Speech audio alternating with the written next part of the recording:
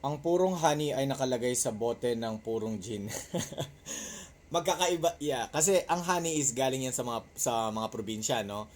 Sa amin sa Cordillera, ang iniinom kasi doon gin.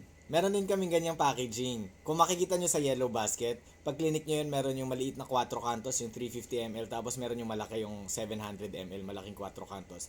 So magkakaiba yan sa mga probinsya. Kaya may mga makikita din kayo mga honey na nakalagay sa long neck, ganyan, may mga nakalagay sa ketchup, ganyan. Depende sa availability ng bote na nandun. Number one dyan is kung ano yung alak na iniinom nila doon. Sa amin sa Cordillera, more on gin talaga doon dahil malamig nga. At yun na talaga yung nakasanayan ng mga tao. Mas mabenta ang gin doon kumpara sa Emperador.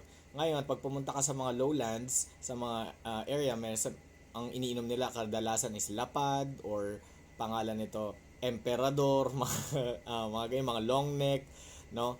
Yung 1 litro na long neck o yung uh, short neck lang, ganyan. So magkakaiba yan sa kada probinsya. No, mapapansin niyo din yan. Kahit ako, meron ako gin. Sa amin kasi nandun eh. Gin. So check nyo lang yun sa Yellow Basket, makikita nyo yung bote ng gin kung hindi kayo maarte sa bote. Yung ganitong bote, naglabas lang ako ng ganitong bote based sa demand ng taong bayan kasi may mga clients ako ng mga convenience stores, mga ospital, mga grocery, mga organic shops, no? Tapos yung mga prutasan. Tapos sabi nila, Aaron, pwede bang ano? Pwede bang palitan mo yung bote mo? I-repackage mo ng ganun. Tapos sabi ko, may mga nagsasabi ba ng mga clients? Oo, meron para mas presentable lang. Pero kukuha pa din kami ng 4 cantos. Kasi madalas mas mura, mas makakamura kayo sa sa 4 cantos kasi yung 4 cantos recycled bottle 'yon, no? Nadi-disinfect naman 'yon, hot water pagkatapos malinisan. Etong mga to, brand new bottles to mga to. San Miguel to, produced by San Miguel to sa supplier na pinagkukuhanan ko. Brand new to. So binabayaran nyo din dito yung bote. Kung pang personal nyo lang din naman nagamit, masasuggest ko yung 4 cantos. Parehas lang sila ng laman.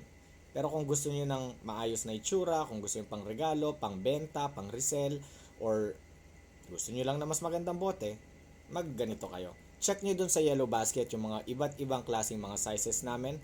4 cantos man yan o yung magandang bote, iisa lang ang laman yan. Parehas lang sila ng laman yan. At nagbibigay kami ngayon ng mga free organic lemons. These are again coming from Cordillera Region. Same sa supply ng honey natin. This is coming from Cordillera Region. We are supporting and helping our local communities doon sa Cordillera para ma-move ng mabilis yung products nila na lemons as well as yung honey. Maraming salamat. Thank you.